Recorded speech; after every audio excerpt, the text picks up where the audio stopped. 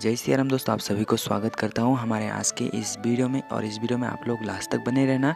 और इसका जो लास्ट जो भी पार्ट है फेस का, तो वो पार्ट आपको इस वीडियो के इंड स्क्रीन में देखने को मिलेगी। तो वहाँ तक लास्ट तक बने रहना और इंड स्क्रीन में जाके इसके पहले वाले पार्ट को भी देखना। आउटलाइन वाला वीडियो भी है, उसको भी देख लेना। बहुत अच्छे से ड्रॉ कर पाओगे। अच्छे से ड्रॉ करना, क्योंकि इस आर्टो को भी मैं जो है अगर आने वाले आर्ट कॉम्पिटिशन में जो 99% चांस है कि मैं इस आर्ट को भी रखने वाला हूँ आर्ट कॉम्पिटिशन में जो आने वाली है। तो अभी से ट्राई कर लो, बाद में आप दोबारा ट्राई करके और बेटर कर सकते हो अपने आर्ट वर्क को। तो इसलिए आपको ज़रूर ट्राई करना चाहिए। और अपना आर्ट वर्क ड्रॉ करके कंप्लीट हो जाएगा आपका आर्ट वर्क, तो मुझे इंस्टाग्राम में ज़रूर भेजना। मैं उससे पहले ही, आर्ट कॉम्पिटिशन से पहले ही आपका आर्ट वर्क रिव्यू करूँगा, वीडियो में बताऊँगा क्या मिस्टेक है, क्या ठीक है या सही गलत, जो भी जितना मुझे समझ में आए। तो इस तरह से बैकग्राउंड, इस बार में जो है बैकग्राउंड को ड्रॉ करके कंप्लीट करूँगा। और उसके बाद जो हेयर्स हैं उसको भी ड्रॉ करके कंप्लीट करूँगा। तो इसमें मुझे देखो, आप जितना आर्ट वर्क ड्रॉ करोगे आप उतना ही कुछ ना कुछ तो नया सीखोगे। और इस आर्ट वर्क में भी मैंने बहुत कुछ ऐसा है जो नया नया मैंने सीखा है। तो यहाँ पे जो सूर्य का जो रिफ्लेक्शन है या फिर रोशनी है, तो वो यहाँ पे कैसा इफ़ेक्ट दिख रहा है, उसमें वो बनाने में मुझे काफ़ी दिक्कत लग रही थी। और मैंने बीच में यह भी सोचा था कि बैकग्राउंड को सिंपल तरीके से ड्रॉ करूँ, इतना जो है जैसा है वैसा नहीं, जस्ट सिंपल। तो मैंने सोचा कि मैं ना ट्राई कर लूँ। ट्राई करने के अगर कोशिश करने में कोई हार नहीं होती, तो बात तो सुना ही है सब लोगों ने। तो मैंने भी धीरे धीरे करके ट्राई कर लिया और धीरे धीरे हो गया कंप्लीट। जैसा मैंने सोचा था इतना टफ होगा, तो वैसा हुआ नहीं। इसलिए आपको भी कभी जो है किसी भी, अगर आपको टफ लगे तो आप तुरंत मत छोड़ो, एक एक स्टेप आगे बढ़ो, तो आप जो चाहते हो वो भी आप हासिल कर पाओगे। एक ही सीढ़ी में अगर आपने मान लो कहीं ऊपर आपको, कहीं आपका जो ये लक्ष्य है वहाँ तक पहुँचना है, और वहाँ तक पहुँचने के लिए लगभग जो है आपको 500 सीढ़ी पार करना होगा, चढ़ना होगा ऊपर। तो आपने पहले सीढ़ी में ही पैर रखकर ये सोचने लगे आप कि मैं कैसे चढ़ पाऊँगा, नहीं पाऊँगा चढ़। तो यहाँ पे 2 डिसीजन होता है। एक तो वही सोचते जो आप अभी सोच रहे हो, जैसे कि नहीं पाऊँगा चढ़, मेरे से तो नहीं हो पाएगा अभी। तो एक है वो, अभी मेरे से नहीं हो पाएगा, पर इतने सीढ़ी मेरे से नहीं हो पाएगा, पर एक सीढ़ी तो हो पाएगा। तो उन्होंने क्या किया, एक सीढ़ी पे कदम रखा और दूसरा कदम रखा। इस तरह से चढ़ते चढ़ते जाते वो 500 सीढ़ी भी क्रॉस कर जाएगा। ठीक है, इसी तरह एक बार में सब कुछ नहीं होता, पर कुछ कुछ करते करते सब कुछ हो जाता है। ये आप लोगों ने शायद नहीं सुना होगा, पर इसको फॉलो भी करना चाहिए। इस तरह से मुझे भी ये आर्ट काफ़ी टफ लगा, तो मुझे भी लगा कि मैं नहीं कर पाऊँगा। और इसी तरह यही फॉर्मूला आजमा कर लिया कैसे भी। सबसे ज़्यादा मुझे टफ बैकग्राउंड को ड्रॉ करने में लगा है इस बार। तो इस बार बैकग्राउंड को जो रोशनी है उसको कैसे ड्रॉ करना चाहिए, वो मुझे सीखने को मिली इस आर्ट वर्क में। तो आप लोग भी यहाँ पे ब्लेंडिंग करने के लिए जो है फिंगर है, कॉटन बड है, आपके पास जो भी अवेलेबल है। आपके पास कॉटन बड नहीं है तो फिंगर ले लो, फिंगर से ब्लेंड करो। और यहाँ पे मुझे तो लगता है जो मुझे इतना टफ लगा, जो मेरे से बिगिनर्स हैं, तो उन लोगों को शायद कितना टाइप इस आर्ट वर्क को ड्रॉ करने में लगा होगा। और यहाँ पे आर्ट कॉम्पिटिशन में अगर पार्टिसिपेट करना चाहते हो तो आपको जो है बैकग्राउंड को ड्रॉ ना करके, स्किप करके सिंपल तरीके से बैकग्राउंड ड्रॉ करोगे तो उससे जीतने का भी चांस ज़्यादा नहीं होता है, मतलब जीतने का चांस भी कम हो जाता है।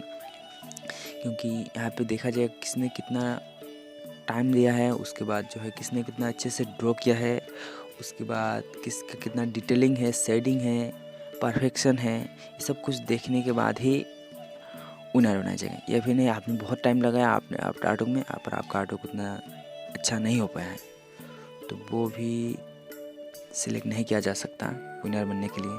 तो हर तरफ से आपको परफेक्ट, तो कम से कम जो है जो हमें एग्ज़ाम में पास करने के लिए कुछ जो पासिंग मार्क हैं वो तो लाना ही होगा। बाकी आप फर्स्ट डिवीज़न या फिर डिस्टिंक्शन या फिर जो भी उसके लेवल है वो तो लाना चाहते हो, तो आपको उतना मेहनत करना होगा। बाकी कम से कम जो है हर तरफ से आपके पास 6 सब्जेक्ट है, तो हर एक सब्जेक्ट में कम से कम पासिंग मार्क तो लाना ही होगा। किसी में ज़्यादा लाया, किसी में आपने बिल्कुल इतना लाया कि उससे दुगना करो तो पासिंग मार्क भी ना आए, तो इसलिए हर तरफ से कम पासिंग मार्क तो लाओ।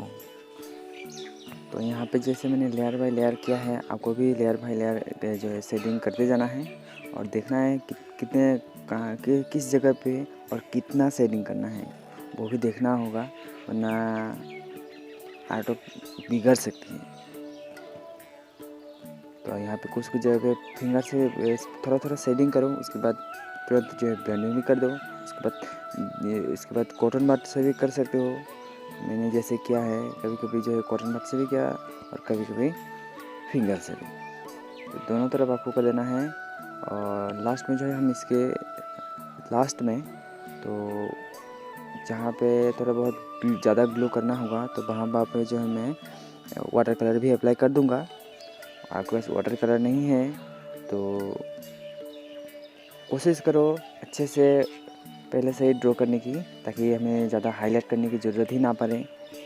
या फिर आपके पास है तो ले सकते हो, कोई बात नहीं,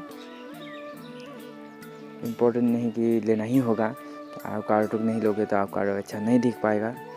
और ऐसा होता तो मैं लगभग आज से जो है 3 साल से मैं जो है ड्राइंग कर रहा हूँ। इसके पहले तो मुझे ड्राइंग के बारे में कुछ पता ही नहीं था। हाँ, स्केचिंग के बारे में कुछ पता ही नहीं था और मैं यह सोच भी नहीं सकता था कि मैं भी कभी स्केचिंग कर पाऊँगा।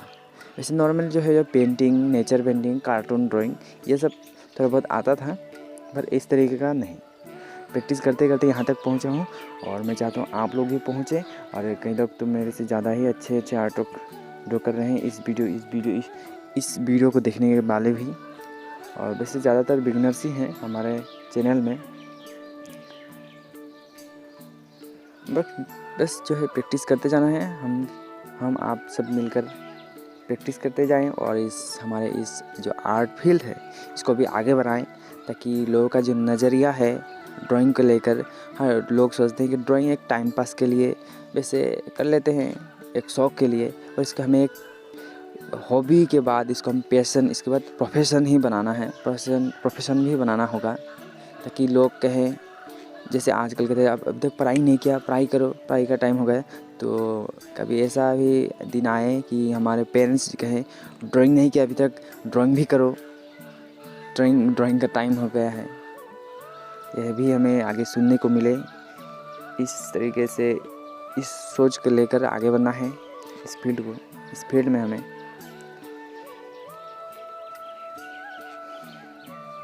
और हम ज़्यादा अच्छे से तब हम सीख पाते हैं जब जो हमें आता है अभी वो प्रैक्टिस करते जाएं, और साथ ही साथ अगर आपके पास कोई छोटा या फिर कोई सीखना चाहता है उसको भी सिखाओ, तो आप शायद अगर वो ना सीख पाए तो उसकी बात है, पर आप उसको सिखाते जो आप नहीं सीख पाते पहले, वो उसको सिखाते आप भी सीख जाओगे।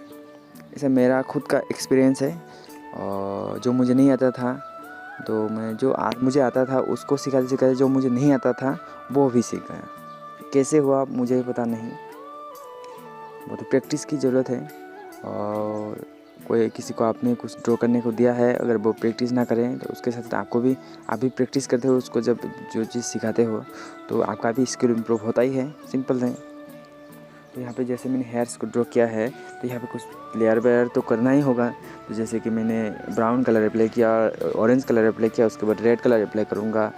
उसके बाद जो है डार्क करने के लिए ग्रेफाइट पेंसिल 8B 4B जिस हिसाब से आपको लगे। और एक हेयर्स को अच्छे से दिखना चाहिए, एक हेयर्स स्ट्रोक जैसे रेफरेंस फोटो में है, फिर भी वैसा तो नहीं हो पाता है एक्यूरेट, इधर उधर तो हो ही जाता है। चलो जहाँ पे हाईलाइट करना होगा लास्ट में जो है मैं हाईलाइट भी कर दूंगा, और कटर से भी हाईलाइट करना होगा अच्छे से। कटर से भी हम हाईलाइट कर सकते हैं। पहले तो मैं कटर से ही हाईलाइट करता था, जब मैं वाटर कलर अप्लाई ना करके सिर्फ डोम्स कलर पेंसिल से ड्रॉ करता था। और यहाँ पे कई तरीका है, कई लोगों का जो है सवाल भी होता है कि वाटर कलर से हम जब ड्रॉ करते हैं आर्टवर्क जो है उतना ग्लो नहीं कर पाते हैं। सॉरी जब हम डोम्स कलर पेंसिल अप्लाई करने से पहले हम उसके ऊपर ऑयल अप्लाई करते हैं, तो उसका जो ग्लोइनेस है, मतलब जो जितना ग्लो करना चाहिए उतना नहीं हो पाता है। ऐसा आप तुरंत ड्रॉ करने के बाद ही देखते हो, इसलिए आपको ऐसा लगता है। कुछ समय सूखने दो ऑयल को। उसके बाद सेम रिजल्ट जो है आप बिना ऑयल अप्लाई करके ड्रॉ करते हो, बल्कि उससे ज़्यादा ही अच्छा, ज़्यादा ही प्लेन स्मूथ टेक्सचर दिखता है जब आप ऑयल अप्लाई करके ड्रॉ करते हो। तो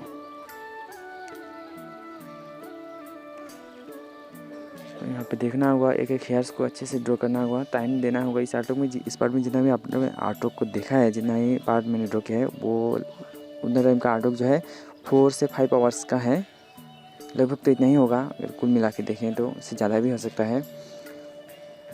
और यहाँ पे जो मेरा अभी तक मेरा जो यूट्यूब चैनल है, ये जो जिस चैनल में आप वीडियो देख रहे हो, तो अभी तक ये चैनल मोनेटाइज नहीं हुआ है। मैंने सोचा था कि चैनल मोनेटाइज होने के बाद ही मैं नया आर्ट कॉम्पिटिशन ऑर्गेनाइज़ करूँ, पर ऐसा हो नहीं पाया। इसके लिए ये इसलिए हुआ क्योंकि जो हम इसी बर्तन में हम पानी भरना है, पर नीचे से छेद है, पानी तो भर रहा है पर बर्तन से पानी गिर रहा है नीचे से, इसलिए नहीं हो पाता। ठीक यही प्रोसेस मेरे जो है यूट्यूब चैनल में भी हुआ है। जैसे 1 साल का ही वॉच टाइम काउंट होता है, वो अभी तक जो है 50% ही नहीं हो पाया है, लगभग 49% हुआ है। तो कितना दिन में होगा हमारा ये चैनल मोनेटाइज पता नहीं, लगभग आज ज़्यादा नहीं तो कम से कम अगले 5-6 ईयर्स के बाद तो हो ही जाएगा, ये पक्का है, जिस हिसाब से अभी मेरा वॉच टाइम जो चल रहा है। तो मिलते हैं नेक्स्ट वीडियो में।